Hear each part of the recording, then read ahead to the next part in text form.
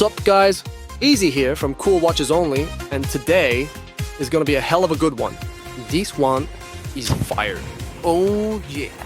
I got this San Martin and I promised them to make the best video about this watch. Before giving me a score, at least watch another one. But anyway, I want you to look at this. Right now, you might think I'm sort of a fanboy of Seaston or something. Well, let me tell you, this is one of the cheapest watches you can get right now from San Martin, and I might be converted. This thing is astonishing. Some other reviewers say San Martin is like a real-life 4K product, while other stuff is like HD and San Martin is 4K. Guess what? I'm going to double down on that. This thing is 8K sharp. Go big or go home. And I will leave a link in the description to some 8K unedited footage to prove it. I didn't start this YouTube thing to be the same as everyone else. Nah, nothing like that. I want to make the best videos on whatever watch I review, and this one deserves it. Yeah. No holding back here. If I want to buy Canada, I'm not going to beat around the bush. Some reviewers have a set of calipers. Ha! Rookie numbers. I have 2, plus a digital one. Since there are already tons of videos about this watch on YouTube, I'll do my best to share some insights you haven't seen yet. Without further ado, this is how it's going to be. I will talk you about the origins of the name of the brand, etc.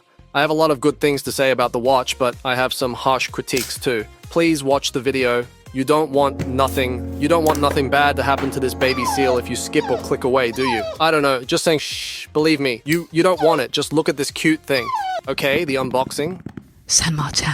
The box feels hefty, it arrived super fast. They included these 3 tools outside of the Pelican style box, a pin removal tool, another to remove the bracelet, and one to adjust the clasp. Let's see what's inside the box. Here's the watch. Check on that later. Please don't look at the watch yet. Do focus on these other things. This card, nice detail. This all isn't crap. This will benefit you, for real. Later on, I will talk about it. Then there's this thingy. This thing is, I don't know, it's like a tag or something. This is not to place your cold drinks on. This is a warranty card. Round. Nice. For 2 years. So, let's focus on the watch here. It has this foam thing to avoid scratching the metal. Let's remove the plastics. Hear this out. San Martin. And now, let me adjust the bracelet to my wrist real quick. This should be only a few minutes, a few seconds. This will take me no time. Here, this part should go where? This part. Okay, sorted. It only took me 2 hours. Jesus. More on that later too. But the watch. Damn, this thing is pretty. Let's talk about the design. It's clearly a Black Bay 58 homage, but not quite exactly. It's a tad bigger at 40mm than the Tudor. It has a more reliable Japanese movement inside. Yeah, those are pros. I am finding pros of it against a watch 20 times more expensive. A Tudor movement servicing will cost you more than this watch. It's hefty. I like it. This would do the perfect vacation watch. Want to see something funny? This take was from multiple days after receiving the watch, so while you are still saving to buy a $4,000 watch, this forgotten little plastic already went to a beautiful premium resort for an entire weekend. Beaches, pool, beer, the whole lot. Nah, just kidding. You do you. This may not be too orthodox, but it is how I see it.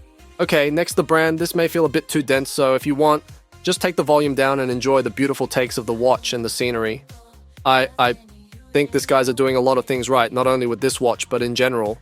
These Chinese brands bring a lot of value to the table, but value is not only the materials. There are other factors like warranty, customer support, after-sales services, brand recognition. There are a ton of things that you would think is out of the reach of most Chinese brands, or micro-brands in general. The name, their brand identity, all that plays its part. Let's say you buy another brand, maybe a Pagani. If you want to resale that, good luck. Yeah, good luck selling that. All this pamphlets and little things included in the box, plus the marketing they do, makes the brand more recognizable and desirable. I can picture if you buy this and want to sell it later on, losing little to no money at all. Maybe they even discontinue the model, and it could end up costing even more. I am not saying that's the case as of today. What I am saying is that even Rolex once was a small brand, doing small drop shipping and low volume, cheap business, with low quality. This thing is not even low quality. They super-rated that part already. Of the brands of AliExpress, these guys, I see them good on track. You don't need to believe me, look at this. How do you think would they fare against Seiko?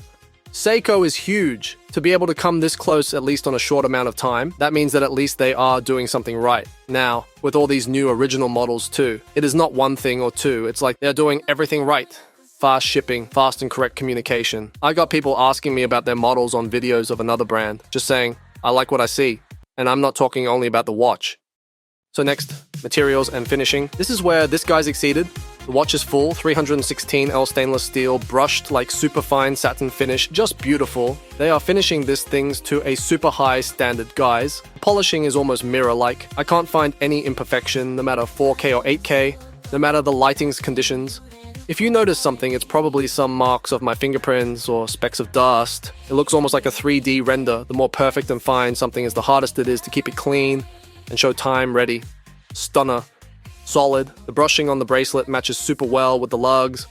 There's almost no gaps. And the lines keep consistency. Check this transition. Female end link. Satin-like brushing. Metal work is great. If I rated finishing alone, this would be my best bracelet, only let down would be the lack of screw pins. Thanks God you only adjust the bracelet once. But see here, check this bevels, the transitions between polish and brushing, and the continuity of the brushing. I would love to see the Tudor or a Rolex or something higher grade, like way more higher grade, as I've seen Tissot and Hami and even some Oris on the same lighting than my C-Stern. And believe me or not, the C-Stern finishing is as good or maybe even better. I would rate this a tad higher than that. I mean, not like the 8K to HD comparison, but I don't know, 8K versus 7K maybe? So, what the f is 7K? I'm mumbling already. Okay, next. When all markers applied, that the dial is a metallic matte blue, stunning.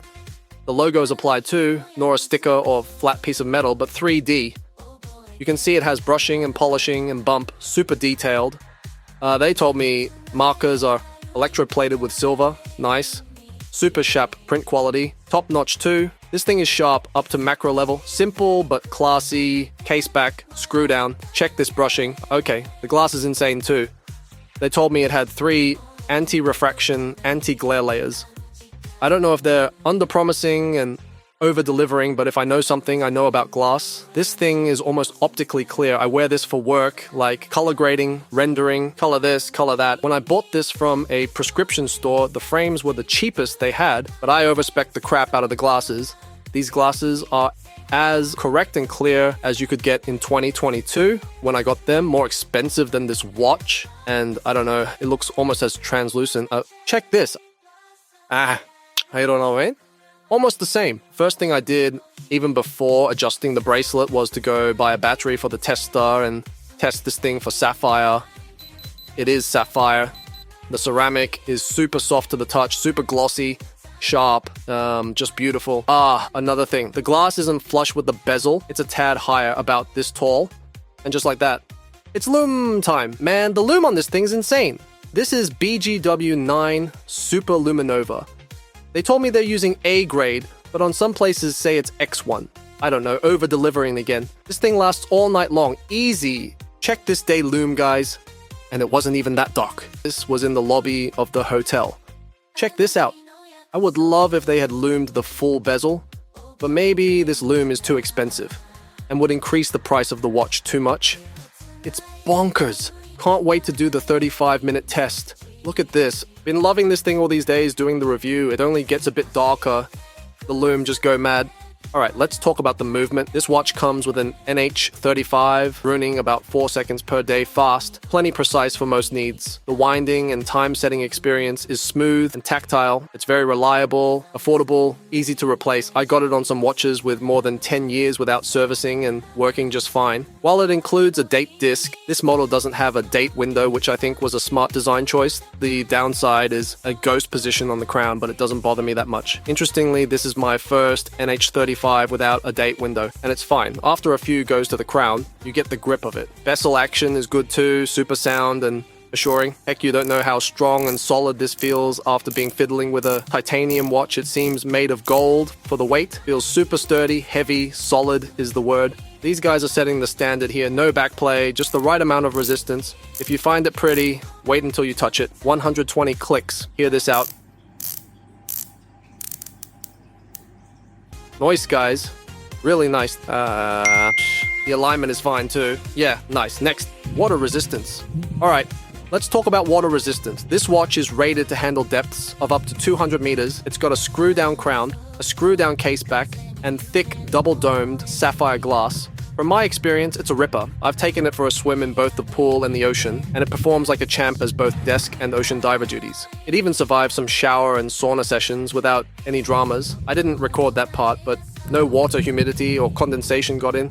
All in all, not much to add here. It's a diver in its natural habitat. Bloody fantastic. And as always, guys, whether it's 6 meters or 40 centimeters, every time your watch gets in contact with salt water, you've got to rinse it. Doesn't matter if it's on metal, silicone, or whatever. Give it a good old rinse with fresh water. On the documentaries, stuff lasts millions of years in the ocean. On your living room, it won't last 5 minutes. Salt water's a bitch. So, okay, let's try some straps. This thing on orange will look fire. Strappity straps. Maybe we have a worthy upgrade for my sketchy stuff watch here. I will try this outside for sure. Wow. I like this combo. Okay, next, let's try this one. Not bad at all. Cool. Yeah, nice. Guys, if you like to buy some of these straps, tell me in the comments and I will give you the link. I don't want to left 30 different links in the description. I prefer to left a huge paragraph that most of you won't even read and funny chapters that you don't appreciate or tell me nothing about it. Okay, let's go to a better place. Yeah. Could be. Alright, okay, let's give this one a shot. This one's totally different. Completely unique backstory and everything. To begin with, it's the same color as my cargos. This is the other pair of shorts I have. The one that's not broken yet. Okay, next. Okay, hear me out. For the ones that don't know, this is the included band on the C-Sturms. CQ, it fixed this thing just as fine. Super comfortable, elastic, not exact color match, but check this out. I forgot to show you this on my previous reviews. This thing is sick. Blue is the color, nice one. Not much to say here. Nice vibrant blue. Okay, let's speed this up, that the review will be 2 hours long. Nice on black strap, look at it. Yeah, nice Batman. And here's on a blue silicone too. You could put a pink strap on this one and it would still look good. Strap monster material right here. Moving on. Okay, got some negs too. For a start, what the hell is this thing? This adjustment system should be banned by the European Union, the States, and Argentina. This thing was hard to set, like 2 of the pins didn't want to come out. I wasn't sure if you can push them out from both sides or if they only go one way. The links on the bracelet don't have any arrows or markings or anything. The bracelet is actually quite good. Solid female end links. The brushing, the articulation, the weight, it checks all the boxes. But then this system, this lets down the bracelet and the watch. What would be an experience of 10 out of 10? It takes it down badly. You just push them out and they will come out, but still, I think it's a very bad choice. This was the main downside. Now, besides that, the clasp would be great if they could offer an adjustable clasp as an option. You can get screw pins and adjustable clasp for super cheap. The clasp has plenty of micro adjustments. It's good for what it is, but I'll leave a link to a better clasp. Maybe you have a difficult or sensitive fit, I don't know. After trying these clasps, there's no return. If I let it too tight, this happens, so I'm using it a bit loose. Those are the 2 downsides I can see. So summing up, the watch is astonishing, guys. If you already own 5 San Martin watches, you will find my excitement quite amusing. But, heck, it is what it is. If I found it ugly, I would talk the same as blunt.